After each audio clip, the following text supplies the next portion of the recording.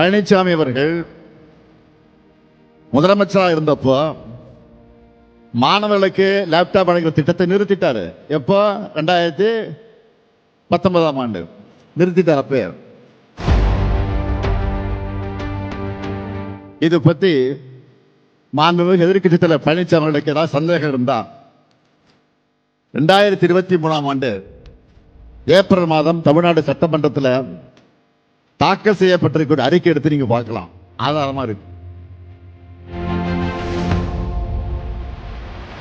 மக்கள் நலனுக்காக நாம் செய்யப்படுகிற திட்டங்களை குறை சொல்ல முடியாதவங்க இல்லாத பிரச்சனைகளை எல்லாம் உருவாக்கி குளிர் காயலாம்னு நினைக்கிறாங்க.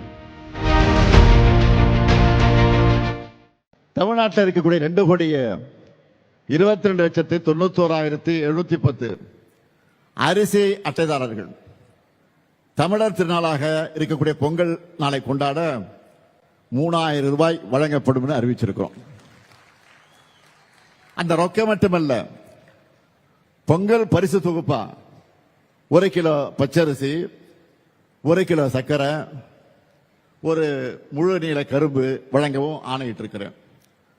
அது மட்டுமல்ல, பொங்கல் திருநாளை முன்னிட்டு வழங்கப்பட இருக்கக்கூடிய வேஷ்டி சேலைகள் எல்லா மாவட்டங்களுக்கும் இதுவரையில் எந்த வருஷமும் இல்லாத வகையில் முன்கூட்டி அனுப்பி வைக்கப்பட்டிருக்கு. நாளை நான் சென்னையில் பொங்கல் தொகுப்பு வழங்குவதை தொடங்கி வைக்க இருக்கிறேன். அதை ஒட்டி எல்லா மாவட்டத்திலையும் 3000 ரூபாய் ரொக்க பணம், பரிசு தொகுப்பு, வேஷ்டி சேலைன்னு எல்லாம் சேர்த்து மொத்தமா 7600 கோடி ரூபாய் மதிப்பீட்டில் வழங்க போறோம். வர்ற பொங்கல் உங்க முத்துவேல் கருணாநிதி ஸ்டாலின் உங்களுக்காக தரக்கூடிய மகிழ்ச்சி பொங்கல். இது மட்டுமா, 2 நாளைக்கு முன்னாடி 20 லட்சம் மாணவர்களுக்கு லேப்டாப், மடிக்கணினி லேப்டாப் வழங்கக்கூடிய திட்டத்தை, உலகம் உங்கள் கையில் என்கிற திட்டத்தை நான் தொடங்கி வச்சேன். அது முதற்கட்டமா 10 லட்சம் மாணவர்களுக்கு தமிழ்நாடு முழுக்க நாம கொடுத்திருக்கிறோம். இதனால அரசு பொறியியல், கலை மற்றும் அறிவியல், மருத்துவம், விவசாயம், சட்டக்கல்லூரி, பாலிடெக்னிக், ஐடிஐ போன்ற அனைத்து படிப்புகளை சார்ந்த மாணவர்களுக்கும் லேப்டாப் வழங்கப்படுது.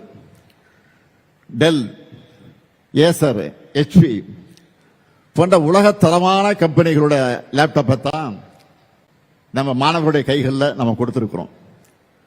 நீங்க நல்லா படிங்க, மற்ற எல்லாத்தையும் நான் பார்த்துக்கிறேன்னு உலக உங்கள் கையில நான் சொல்லியிருக்கேன், நிகழ்ச்சியில சொல்லியிருக்கிறேன். ஆனா கடந்த ஆட்சியில இந்த திட்டத்துடைய நிலைமை என்ன? 2019ஆம் ஆண்டு பழனிசாமி அவர்கள் முதலமைச்சராக இருந்தப்போ மாணவர்களுக்கு லேப்டாப் வழங்குற திட்டத்தை நிறுத்திட்டாரு. எப்போ? 2019ஆம் ஆண்டு நிறுத்திட்டார். அப்ப அதுவும் CAG அறிக்கை என்ன சொல்லிச்சு தெரியுமா? 68 கோடி ரூபாய் மதிப்பில் வாங்கப்பட்ட 55,000 லேப்டாப்புகளை வீணடிச்சுட்டாங்கன்னு CAG அறிக்கையில வெட்ட வெளிச்சமாக சொன்னாங்க. அதிலே வெளியிடப்பட்டிருக்கு. இது பத்தி மாண்புமிகு எதிர்க்கட்சி தலைவர் பழனிசாமி அவர்களுக்கு ஏதாவது சந்தேகம் இருந்தா 2023ஆம் ஆண்டு ஏப்ரல் மாதம் தமிழ்நாடு சட்டமன்றத்தில் தாக்கல் செய்யப்பட்டிருக்கிற அறிக்கை எடுத்து நீங்க பார்க்கலாம். ஆதாரமா இருக்கு. சோசியல் மீடியால 2 நாளைக்கு முன்னாடி ஒருத்தர் ஒரு செய்தியை போட்டிருந்தார்.